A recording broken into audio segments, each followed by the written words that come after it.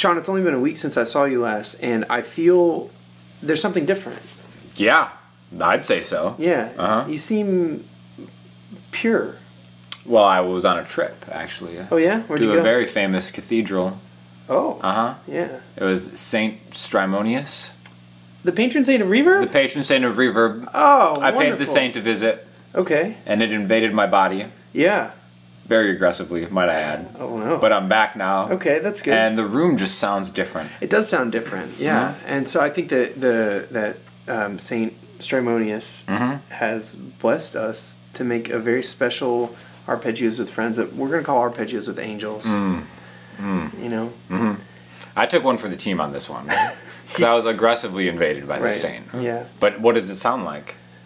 What is an arpeggio with angels? So, you know, basically, we're going to look at really simple arpeggios that you can play with beautiful reverb. It just makes it sound so much better. Right? Makes it sound like you're a boss.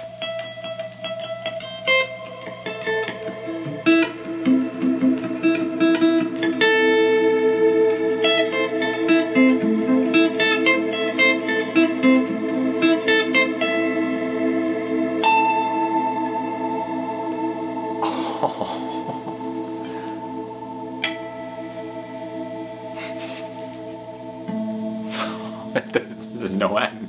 How did you do that?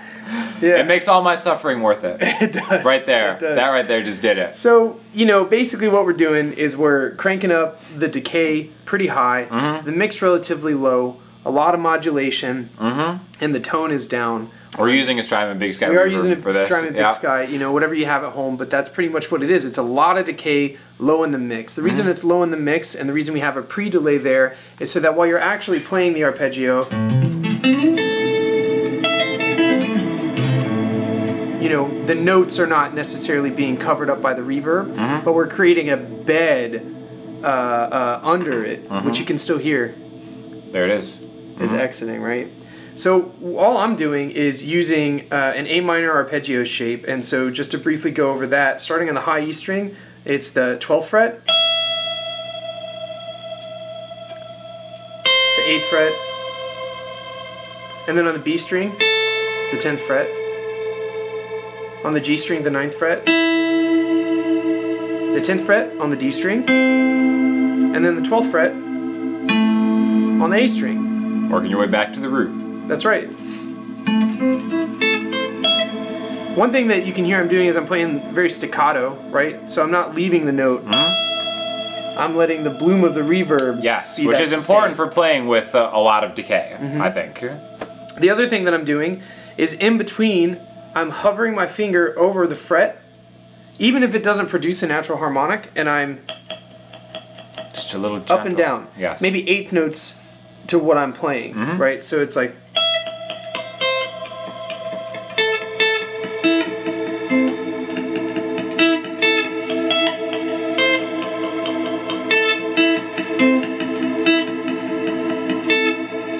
It creates almost a delay type effect. It does, yeah.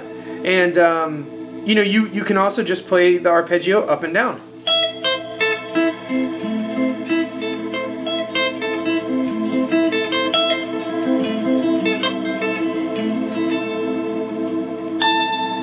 Oh, there you go. Angelic arpeggio. It really is like an angel. Right. That's why we're doing it in A. So where would you... That's right. So where would you use something like this in your songwriting? It's a good question. It's a layer, right? Yes. So this doesn't even necessarily need to be your main melody. Sure. Right? So what if you had a song and the verse came back, and then instead of what was playing, the guitar was playing originally, it dropped out, and for the first bars while the vocalist is singing, you know, you had something like...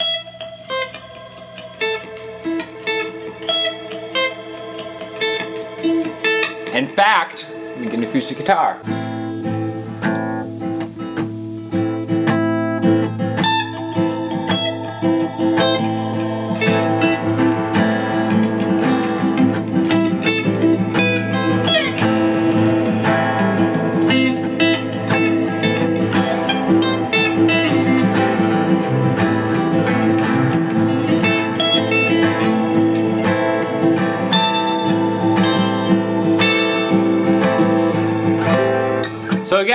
depending on how you mix that, you know, you could have the acoustic guitar be the focus of it, and this is just a layer. The more in the mix you want it, you could just kind of increase the mix knob on your reverb. Just kind of take a little more of the attack and keep more of the pad in there. But that was an angelic arpeggio, if I've ever heard one. And then obviously the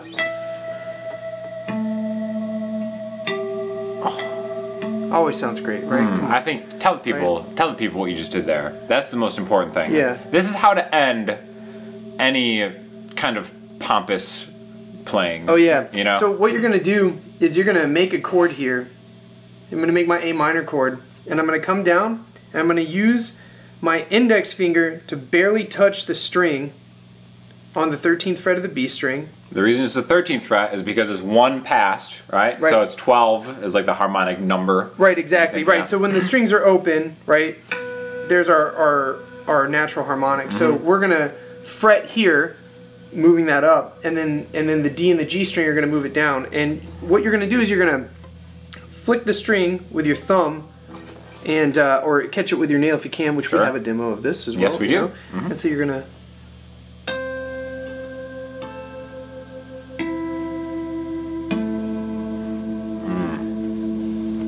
Man. Saint And then Strymon. And then you pass the hat around. That's right. That's right. Just those coffers. Load them up. That's right.